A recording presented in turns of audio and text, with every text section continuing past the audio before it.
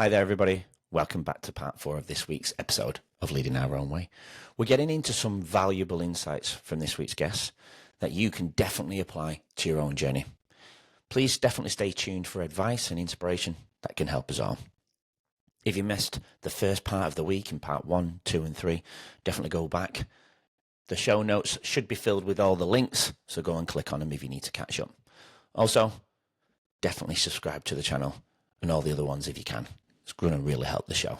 But for now, enjoy the rest of the story. My relationship with food was always poor. Anyone who, is watching this from, a friend of mine since I was young in England would have microchips and micro nuggets, and I'd put them in the microwave before going to bed and eat them in bed. And, you're not educated at that point, right? You don't realize the impact that it has on your body, not even mentally, just even at a cellular level, that deep cell shit, right? And now it took me a crisis point of almost dying to change my life in regards to especially food. I got rid of sugar. Do I have sugar occasionally? Yeah, on a Friday night, I'll have a movie night and we'll have some chocolate. Do I have a McDonald's for a treat occasionally? Yeah, I do. I'm not going to lie, but I definitely got rid of that for a very long time to replenish the system and just start over again.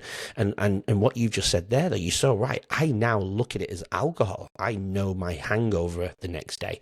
I'm either brain fogged or I'm aching, and I can feel the inflammation in my lower back, and I know those those signs that I once gone, you know what? That's just age, and I'm getting old. No. Age. You should not be aching, even at 60. You shouldn't be aching. You can prevent that from happening. And I think if I hadn't have done it, does my body still ache occasionally? Yeah, it does. I'm going through it right now. I have ankylosing spondylitis in my lower back. And the doctor, for 9 years, I couldn't figure out, didn't sleep, probably messed up my circadian rhythms forever. But the doctor said you've got it forever. It's an autoimmune issue. It's essentially it's inflammation, and there's no cure to it. You can manage it, but you can't cure it. Anyway, I was on anti-inflammatories, and I knew I shouldn't be taking these for a very long time because that's going to damage my insides. That could have contributed to the gallbladder failure, but they said the level of destruction of the gallbladder and the sepsis that had set in, there's no way those tablets would have done that much damage in that short of time. Anyway, that's what changed my life, and I got rid of all meds, and I got rid of shitty food. I lost 9 kilos in 3 weeks. It wasn't through exercise because I had torn meniscus in my knees. And but that was just a byproduct. I wasn't doing it to lose weight. I was doing it for mental clarity. And I became the clearest I'd ever been. And my inflammation was reversed. Have I cured it? Clearly not, because it's back currently. I'm going through that ups and downs. And leading our own way is about being open, honest, and vulnerable. And my vulnerability right now is my back pain's back. I reversed it for a very long time. I got rid of milk and went on to almond milk, even though almond milk's still not great for you, but it's better than And I feel like I'm going through that experimental stage again to get back to how I was, and it's easing. But yeah, I've elaborated there probably too much, but it was touched on what you said about the feeling the next day, and I suppose it's just about identifying that. I've mentioned on episodes before where a lot of things that I do in the morning routine in terms of exercise, cold exposure and stuff like that, apart from the food, is there anything else that you do to prepare yourself mentally or whatever, apart from the shake and stuff like that? What else do you do to look after yourself? It's crazy, but sometimes just going for a walk is the best thing. I completely agree. People are sometimes like, oh my God, I have to go to the gym and do all these things. And I'm like, sure. If you want to do that, that's wonderful. But sometimes just getting your body moving, sometimes even if I don't feel like it, even if I'm like, I really cannot be bothered, I'll just go for a walk around the block and then come home. Just to get my body just moving, even if it's for 10 minutes, just something. But there's sometimes, if I'm ever feeling down or anything like that, and I'm like, I know what I'm going to do. I put my headphones on and I'm going to go for a walk. And I don't know why this does it for me, but some people like to go for a walk. I go this way and I go up this street. I just walk and just walk around. And then I'm like, okay, how do I get back home? That's like the funnest thing in the world for me. It's just because it just allows you to just kind of take in what's around you. And sometimes that's nice, and just smelling fresh air is nice. And that was not something I used to do all the time, but it is so, physically it makes, obviously, it's good to get your body moving, but just mentally more so than anything of just like, it just clears your mind and you can just, you sleep better. You just, I don't know, but just getting up in the morning, just sometimes if I have to get up 20 minutes early out of bed, just so I have enough time to go for a walk is like, I don't know, just, I try to do that more times than I don't. I mean, I completely 110% agree with you. I think that powerful walk, it's a simple technique, isn't it? It's a very simple piece of advice, but it's, you know what? I think it's now at this moment in time in society, right? It's probably the most powerful piece of advice because people just don't do it. I can't do this. I get up and I leave for work. I can't get up 20 minutes earlier. No, stop saying you can't. You can. It's all choices, and you know, I'm not going to lie. A vulnerable winter. I struggled to get up a bit earlier to do my walk. Last year, I had my routine nailed. Summer, I'd get up, cold water, even in the winter. Go out for a walk in the morning. It is easier in the morning if it's summer and the light's there.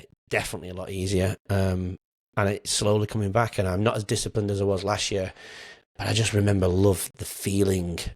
I was in love with the feeling that I had, you know, about myself, which then led on to more great things, the creation of this. And this is not in order, but I was more present with my family, which I wasn't very present for a very, very long time, you know. Do you feel more present when you do those little things? With myself, I do. Just Yeah, being that's what I like, mean, yeah, I do with myself. Just, yeah, I don't really think there's too much to elaborate on, and just, yes, I do, because I just feel better in every sense of the, I mean, it's not like solving every one of my problems, don't get me wrong, but like, I mean, like, it just mentally clears my brain a little bit. It lets me prepare for the day, I guess. Yeah, that's it. Absolutely. And do you do in the morning outside of the walk? I think I remember you saying something in the pre-chat. Do you do anything else in the morning? Do you do any breath work? Just sitting there, meditation, anything like that? What I've learned to do, especially in the last year, is like, don't lay in bed. When my alarm goes off, I just get up, even if I don't want to. The worst thing that sometimes you can do is like lay there on your phone and just like catching up on the day, or like just starting your day, I mean, and like catching up on everything that's happened on the world and whatever. It's just like, just hear the alarm and get straight out of bed and just wake up that way, because like, oh my God, when you lay there and lay there and lay there, it's harder and harder and harder and harder to get up.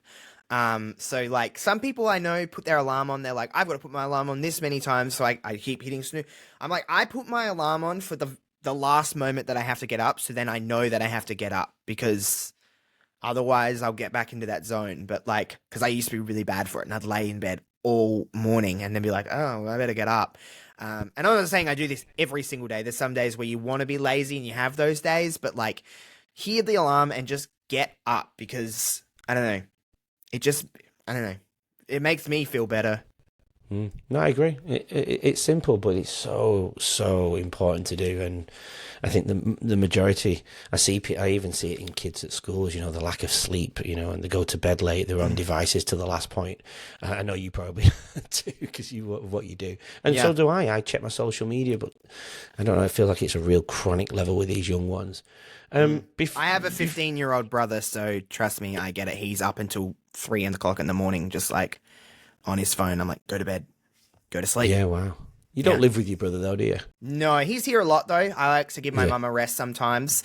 That's nice. So, and he's cool. Like, he's a good kid. My little brother's autistic. So like, he can be hard work sometimes, but he's a good kid. He just kind of does his own thing. But yeah, sometimes I'll occasionally have him here for the weekend or something like that. So, if he comes to Josh's, it's, you're turning your phone off and going to sleep. Does he struggle with that? With the habit maybe that he has at home, but you just mentioned autism and things like that. Does that contribute towards? I guess people, when I should explain, some people probably think like, I guess people have certain images or their concept of what autism is, but it looks different in everybody. Even I was guilty of it. Like, I just thought this is what an autistic person does, sounds, looks, all of that. But I think his is, my little brother can get quite angry, very, very easily. So just learning his kind of like triggers of like what it looks like in him. But he's pretty good with authority, at least with me. I think it maybe is because it's an age thing. Like, I guess to him, I'm just like his older brother that's not really, really old, but like, so I don't know. He's pretty good. I like having him here. He kind of keeps me a little bit grounded too because he keeps me on my toes. He's still a teenager and he's a little shit, but like, you know what I mean? Like he's a good kid. But yeah, he's pretty good with me. He listens. He probably listens to me probably more than he listens to my mum, to be completely honest. So Bless you, Mum. who wants to listen to you at mum at 15? I was like, piss off. I'm not listening to you. No, I get it. Yeah, no, I do get it. You mentioned earlier, before you got into really looking after your physical and mental health, and obviously the reasons why you went onto the man shake and making certain changes in your life. You said you had a relationship, a bad relationship or a poor relationship with food. What do you think the root cause was from, or yeah, where did that come from? What was there anything that stemmed from childhood regarding that? Do you think, or? I always found comfort in food. If I was feeling sad, I ate. If I was feeling angry, I ate. If I was feeling happy, I ate. And it wasn't like I was eating a banana, like I was eating a bag of chips or ice cream or stuff like that. Dopamine, isn't it? Because it was like, oh, watch a movie. What am I going to do while I watch a movie? Eat. It was just, I think it was more so, honestly, just as a child, just more out of habit. And then I never broke that habit I did and I did. I did sometimes, and then I'd kind of go back and forth. I was a really big kid. Well, as a kid, I wasn't. It wasn't until I was like a teenager I got really big. I was a skinny little blonde kid when I was a kid with a bowl cut. And it was awful. And then I just kind of like gained weight. I probably just because your metabolism changes as you grow. And I was like, why am I big now? And then I kind of realized that in my later years of teenage life. And I was like, I need to lose some weight. And I did. And then I was good for a while, and then I got kind of comfortable, and I was like, let's see what my metabolism can do. And then I was like, oh, I wasn't as big as I was when I was a kid, but I was like, this isn't great. And then it just kind of fluctuated a lot. Like I'd drop, and then I'd gain, and then I'd drop. Because I'd just go through stages of like, I've got to eat like this, and then I'd be too restrictive, and then I'd just end up binging, because I was just like, well, I was always in the mindset of like, it's not, I can't have a little, I can have none, or I have all. That was kind of the weird mindset that I was in. And just kind of like, I think the best thing about the last like couple of years with me and just my body of how I view it is like, it's okay to have those things sometimes. You're not perfect, and it's okay to indulge in things sometimes. But I feel like having a little bit of it sometimes stops you from, because I was so restrictive of like never wanting to have it. It's like, it's okay to have a lemonade sometimes. It's not, you know what I mean? Like as long as you're not doing it breakfast, lunch, dinner, midnight, I think it's okay to have a glass once a week or something like that. Something like that. Just telling my brain little things of like, it's okay to have that biscuit. I'm not gonna die having one biscuit. So I think that's been the best thing for me, is just like, if I want to have something, don't completely restrict myself all the time from having it, because it will just make me get up at midnight and eat a pantry full of crap. Yeah.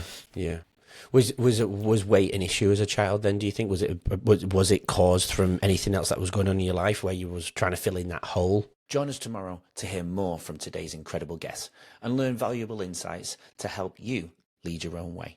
Don't forget to subscribe. We'll see you then.